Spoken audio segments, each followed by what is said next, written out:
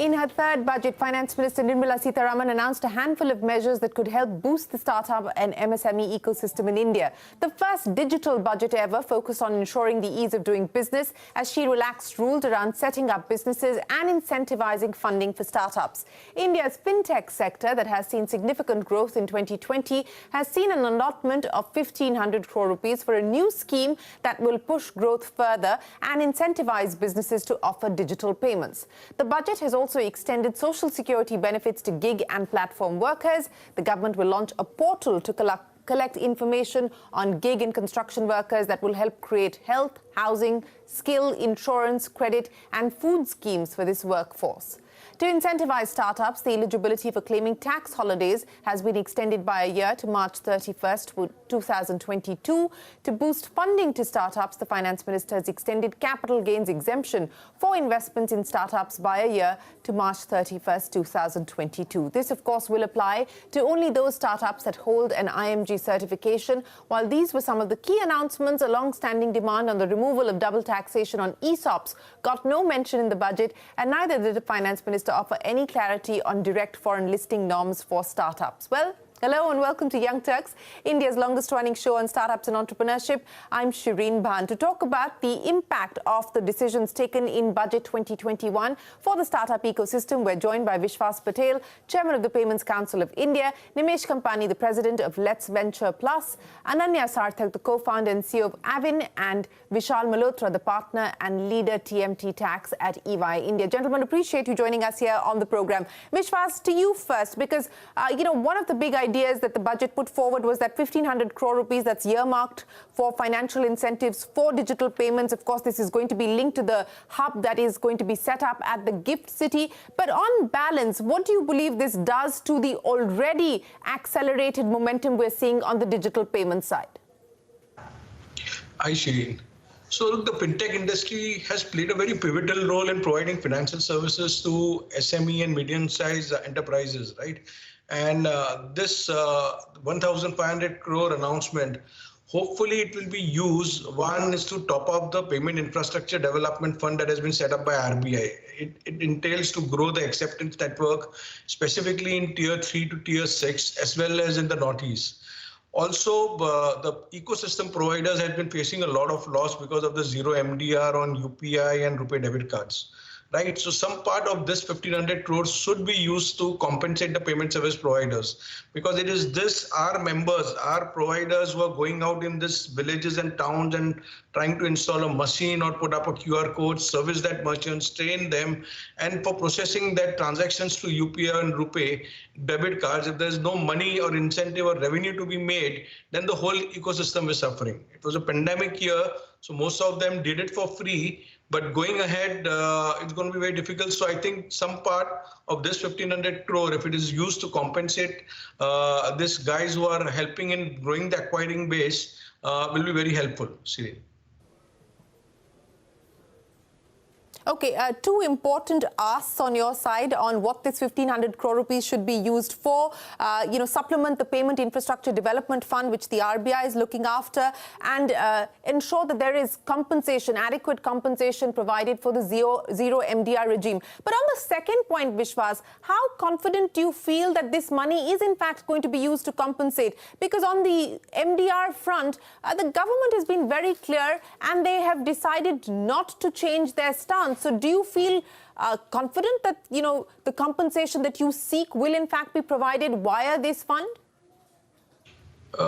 We have made various representations. In fact, we met the FM also, and she's well aware of the hardships that are faced by the acquiring side of the business. Because if you see her words in the budget, it says that financial incentive to promote digital mode of payment. Right, and these are because on the issuing side, if you see, Shireen, there are 850 million debit cards in the market. There are credit cards UPI numbers you're well aware of. There is net banking. There's so many others. So on the issuing side, it's sorted. It is the acceptance base which has to be grown, where in every kirana shop, in every food cart that you see on the road, there has to be a digital acceptance of payment options, right?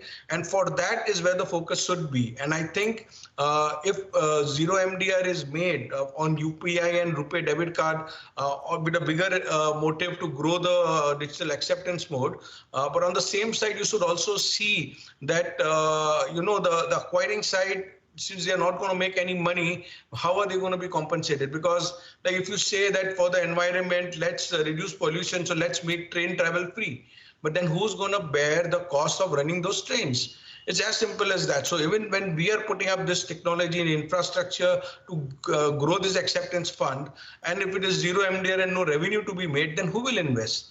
Hence, we believe that some portion of this will be compensated for those who are putting this infrastructure in.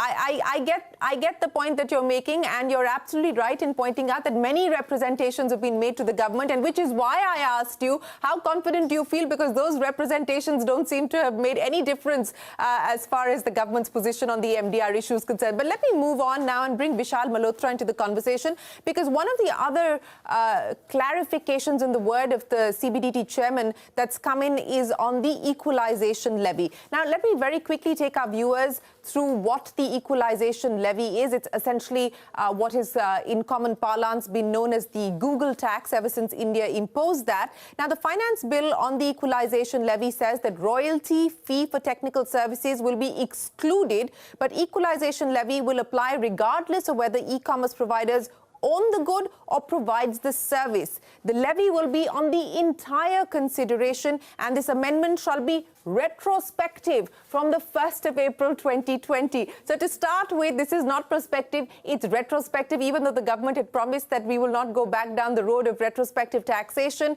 And it seems to be widening the ambit of the imposition of equalization levy. Vishal Malhotra, what will the implications be?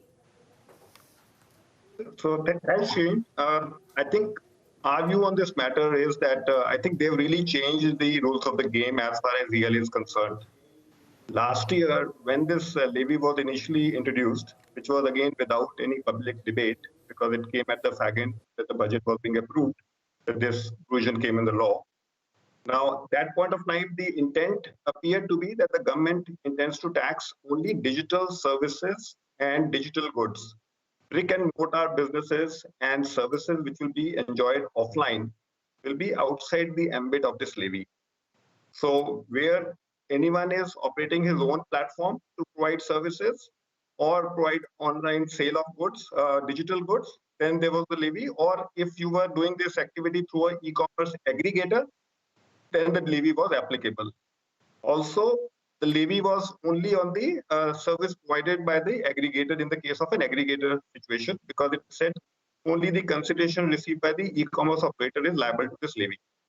Now what they've done is that effectively what they have provided is that this levy is applicable whether you are supplying digital goods or services, or you are supplying physical goods, or if the services are utilized offline. So if a person books a hotel, which is going to be, let's say, stayed in US, you will have to pay EL provided this hotel is booked through an e-commerce platform. So even if you take a train ride in London and you book it on the platform, there is an EL on that. What difference it makes is that whatever compliance today has happened, it has happened basis the last year's levy. When an e-commerce operator paid only on the commission which he earned, he paid a levy on. Now you have to pay the levy on the gross amount. So with the type of margins which are there, these aggregators are going to be in a rude shock, because this levy on the gross consideration is going to make a big dent on their bottom line. And as we discussed, this levy came in last year, April 1, and people have paid the taxes on a specific basis. Now, when you end up paying the tax on a gross basis, you have to pay the tax for the past. You have to agree your arrangements with the vendors and the service providers who operate on your platform. So it's I think it's going to create a huge problem for the e-commerce operator. Okay, so you're saying that this changes the rules of the game, it comes as a rude shock and will have monetary implications as far as aggregators are concerned, which could be significant. So, Vishal, do you see this being challenged in a court? Because as you point out, this comes into effect retrospectively. So do you believe that this is likely to be up for challenge? So I think it can potentially be challenged. But yes, on a go-forward basis, I think it can continue to stay in the law. So people can challenge for last year, but I think on a go-forward basis, you will have to maybe pay the levy, and the government may be well within its right to apply this tax on digital services. I think one important point which may be open to some level of challenge is that this levy was essentially intended to tax offshore supply of goods and services, where a person could sell through an e-commerce platform without setting up a presence in India. Now, what is happening is that these e-commerce aggregators which are operating now, they have not only customers and vendors overseas, they also have customers and vendors in India. So, for example, if you talk about booking a hotel room, you could have a situation where you go to a platform of a non-resident and an Indian can book a room within India on the platform. The way the levy has now come in, even that service which is provided by a resident Indian in India will become liable to an EL in the hands of the e-commerce operator. Now, whether that is something intended or it is again a leonine law, I think there will be a lot of such areas where there could be potential challenge. Yes, and whether this is, as you point out, an unintended consequence of the change that's been brought in on the equalization levy regime. Maybe if representations are made to the government before the finance bill is passed, perhaps there could be some changes here. But at this point in time, as Vishal Malhotra is pointing out, the changes in the equalization levy regime are going to be significant and will come, in his words, as a rude shock for aggregators. Nimesh Kampani, let me come to you now. Many of the wish lists that the startups had put together, especially to do with ESOPs, more clarity on the promise of the foreign direct listing, that didn't come through. But at least there was some additional relief provided by way of the extensions of the exemption period by another year. What does Budget 2021 mean for the startup ecosystem? I think the question, thanks Shireen, so the question is more akin to asking a child when you give a toy, that what else do you want, right? The child wants a toy store, right? So I think it's a positive move in terms of extending the timelines for the tax benefit. I think 1% company is also a very good move where I think it will encourage a reverse brain drain. But of course, you will have some wish list items which will always stand, right? So if you ask me, my top 2 items there would be, one would be the IMB certification, right? Where today, if you see the number of startups registered with DPIIT is around 43,000 odd, right? And the IMB certification has been given to around 300 odd, right? And the certified companies are the ones who should get the ATISC benefit, as well as the ESOP clause benefit as well, right? So I think my top of the mind wish list would be the extension of this to all the startups registered under DPIIT. Second item that I would want would be the harmonization of the tax rates, right, for the capital gain side of things between the listed cap gains and unlisted, especially for startups, getting some kind of benefit there. And I think the third one on the equalization levy, which I spoke a lot about it, one of the biggest items for small startups is the payment on advertisements, right? That still remains at 6%, and this remains on the person who acquired the service. I think there, if that also is harmonized into the 2% levy, as is said under this law, and the onus moves on to the service provider, I think that will help a lot of startups in the country. Well, I guess the time for the wish lists are over now. Nimesh, the budget has been delivered and dusted, so time for wish lists are over, and I guess you are going to have to take what you've been given. And you're right in pointing out that the universe, within the universe that's registered with the DPIIT of startups and those that have been given the certification, there's a vast difference. 40,000 plus registered with the DPIIT, but only 329 who have the IMB certification. So you're right in pointing that out. But as I said, the wish list time is now over. But Ananya Sarthik, let me come to you now and ask you about what this means for the gig economy, because specifically what the budget has done is taken forward what was already stated by the government pre-budget. The finance minister says that the government will launch a portal to collect data on migrant workers. Social security benefits will be extended to platform and gig workers. Minimum wages to apply to all categories of workers. What will this mean for the gig economy? Thanks for having me here, Shireen. The greatest takeback that we have here is the Social Security Code. We welcome the new Social Security Code with pleasure. And, you know, the gig workers has been a fancy and a popular term used by the entrepreneurs, VCs, and the journalists for a long time. And it's great that the government has now taken the much needed step of incorporating gig workers in the labor laws of India. You know, we are building the future of work at Avigna, and we firmly believe that the next 500 million jobs would come through gig economy. And this code would certainly encourage millions of job seekers to pick up gig jobs and also get the current gig workers to stick to the gig platforms. You know, there is a lot of chatter also on whether the Social Security Code would lead to increased liabilities on the companies. Now, if you think a little more, we would realize that the cost to company arising out of these benefits given to the workers is much lower as compared to the cost of attrition of gig workers in the market right now. So this code would change how the youth looks at gig jobs. It would get them to pick more and more gig jobs and get them to stick to them. And as the retention increases, the companies would save more as compared to what they would have to pay while offloading the benefit.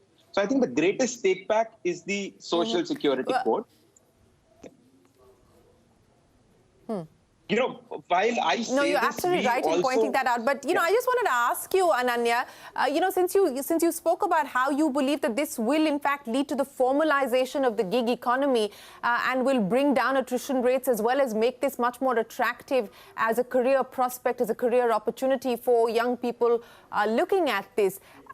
Do you see that, you know, have companies started to make that mindset change as well as organizational change in being able to provide for these benefits? Yeah, that's a very valid point. In fact, you know, we have to be cognizant of the fact that enterprises in India right now are in a journey of transitioning towards gig as the primary route of getting the work done. So at Avigna, we work with large enterprises, we get their work done, so we understand their pain points a bit, and compliance is one of the largest pain points. So the devil would be in how the code is executed. See, the government wouldn't want the enterprises to have the burden of an onerous process of compliance, and you know they wouldn't want it to become a deterrent for enterprises to shift to gig. So although in the hindsight it would lead to more business for us because we have been managing compliance for the years for now, but we can't have an onerous process of compliances. So that is where we would have to have caution and execute it well. Oh, you're absolutely right in pointing that out. And at least the message that came in from the government, from the finance minister, was that the government would ensure that compliance burden, not just for, you know, when we talk about the gig economy, but compliance burden for the economy was going to be an issue that the government would look at. The DPIIT secretary telling me very clearly that a mandate has been issued to every ministry to look at how they can reduce the compliance burden. You know, just last week, as we were going into the budget, we had Urban Company talk about how in India they have to file 40 plus GST returns, whereas in other jurisdictions like Australia and Singapore, it's one. So, you know, the compliance burden, I think that certainly is something that the ecosystem has been talking about and hopefully will start to be addressed. But Vishwas, I want to come back to you. You know, you were right in pointing out that we've seen this explosion as far as the digital payment space is concerned. UPI transactions grew 103% in 2020. What do you see now as the next move within this space, within this specific ecosystem? think the next new is going to come from the Reserve Bank of India. So after the passing of the Payments and Settlements Act, they are like God now. So they have all the powers. So three bold steps that RBI is taken now. One is on the new umbrella entity for retail payment systems. What it means that it gives a network kind of a license like what an NPCI is today, or globally in US, MasterCard, Visa, American Express, Diners. So what will this entail is that private companies for profit will be given a license to run a network to build innovative products similar on the lines or better on the lines of UPI with their own branding, of course. So it need not be just a handle and a pin. In a UPI transaction, it can be your face and a pin where the transactions can come in. So this new umbrella entity for retail payment systems, once they get the licenses, I think a lot more innovation will come. So from there, we can increase the today 120 million odd transacting customers, digital transacting customers, to take it up to 500 million. And the acceptance points also increasing to around 50 million. The second bold move of RBI is, of course, the Payment Infrastructure Development Fund. How do we increase the acceptance? We already spoke. Because that is very required, because today, if you see, most of the salaried guys are at the end of the month going to an ATM, withdrawing cash, and then paying the Kirana shops or all the other shopkeepers or MSMEs everywhere. Can they pay directly on a food cart or at a Kirana shop or anything? So that's required. That's another bold step of PIDF, where RBI is selling out money from its own pocket to build this fund, and even the networks are supporting. And if Finance Ministry also tops it up, it will be really helpful growing the acceptance base. The last step that RBI is taking is on the SRO. Yes. Go ahead. Yes. The last step that RBI is taking is on the SRO. That's a self-regulatory organization which the private players, the ecosystem players themselves can form the rules, and it has some legal sanctity and legality to take actions and solve issues. This will boost consumer confidence in a sense that if we know that a particular frauds are happening, or between the players, we can build a negative database of be it not just merchants who are moving from one aggregator to another and defrauding customers, or even a negative list of fraudsters who have this fraudulent card numbers, or even in a cash on delivery situation where there are dropship locations which are fraudulent. So these three bold steps from RBI is the next big action points which can really take our digital payments, which is already the world's most advanced, to the next steps. So that's now the wish list from the Reserve Bank that the digital payments ecosystem has. But Nimesh, Vishwas is talking about the RBI playing God on these issues. But let's talk about an issue where the government is going to be, the Finance Ministry is going to be playing God very soon. And that's on the issue of cryptocurrencies, with the cryptocurrency regulation bill slated for this session of Parliament. How are you viewing that? It looks like it's a little bit of a diluted version of the 2019 bill, but how is the ecosystem looking at the cryptocurrency regulation bill? Well, I think obviously it says there will be exceptions to, if you read the entire regulation, I think there are exceptions to some of the things that are already existing. And I think this is something that will evolve, right? I think if once you have your digital currency that is issued by the RBI, plus obviously we'll have to see how the use case also works out in terms of transactions. Like today, if you look at the cryptocurrency, I think the transactions are minuscule as you would look at the overall transactions that happen digitally, right? So I think one is how the transaction evolution happens in that space, and as a store of value. I think those are the two uses of cryptocurrencies. But I think I would stress more on the blockchain side as well. Right? I think cryptocurrency is an outcome of blockchain. Cryptocurrency will evolve as it goes, but I think blockchain will be the next thing that you have to look out for in terms of simplification of a lot of digital processes and businesses. So I think currency, we can leave that to the RBI to work on. It acts as a store of value. Yes. Cryptocurrency, at the end of the day, just a store of value, and obviously the value keeps on fluctuating based on demand and supply. But I would look at the use case of blockchain more than just the cryptocurrency, which is one of the things. Yes, we will have to wait to see when the government decides to move the bill. It is slated for this session of Parliament, and let's see what that brings in terms of debate and eventual regulation. Ananya, before we let you go, you said that it's now going to boil down to execution. If the policymakers are listening and drawing up the execution roadmap beyond the compliance burden, what is it that you would like to say? Right. I think the one very important step which has been taken up, Shireen, is the creation of central database of migrant workers and of gig workers.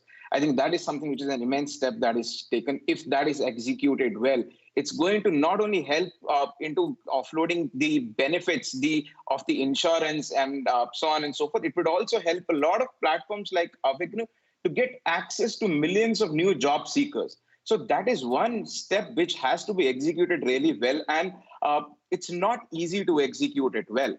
If there is a database, a central database of like this which exists, we can tap into them and offload a lot of jobs to millions of people who are looking out for more work in their lives. So my entire suggestion would be to try and execute this well. We, in fact, are also working on how we can help in this with the government, wherein we have all the ammunition, and we are also figuring out if we can help them in creating this particular database. So the budget also talked about women gig workers, Shireen, and I think a lot has been, we have done a lot of things in order to get more and more women into picking up a lot more gig jobs. But a lot more has to be thought through to provide a more secure environment for women to work. And, women have a lot of unpaid responsibilities back at their homes. So we were expecting a little bit on flexible timings to come in the budget, wherein, women get that as a flexibility and their uptake increases in gig jobs. So I think that's where we are. Well, well, that's where we are, and a lot of this may not necessarily have to be something that has to come through the budget. These are, of course, policy decisions that can be taken outside of the budget as well. Vishal, I'll give you the final say in exactly 20 seconds.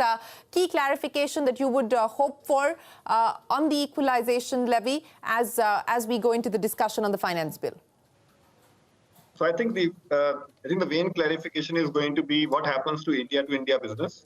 I think that's one where clearly there cannot be any EL. I think we talked about a lot this discussion on gig economy, and there are a lot of overseas platforms which are in fact facilitating gig economy by connecting freelance software engineers and other professionals with clients within India and outside India. And there is a lot of compliance obligations imposed in relation to such transactions. There is a withholding tax compliance on every payment which makes to an Indian worker. There's a 1% withholding. But again, I think this compliance is really coming in the way of ease of doing business, and how some of these platforms who in fact have been supporting this economy in a big way are getting badly impacted because there's a GST, there is withholding tax, and then there is somewhere a double tax because there's a EL and tax on the service provider. So I think that is one significant area where there needs to be a clarification and a comfort that there won't be any double taxation. All right, gentlemen, we will have to leave it there. Appreciate you joining us here on this special edition of Young Turks as we take stock of the decisions that were announced by Finance Minister Nirmala Sitharaman in the budget for the startup ecosystem. Many of the startup ecosystem's demands have been taken forward. There has been some relief provided, but some areas of disappointment as well, some areas that require clarification. Vishwas Patel, Nimesh Kampani, Ananya Sarthak, Vishal Malhotra, many thanks for joining us. We will take a break. There's a lot more coming up. Don't go anywhere. We're back in a moment with a lot more.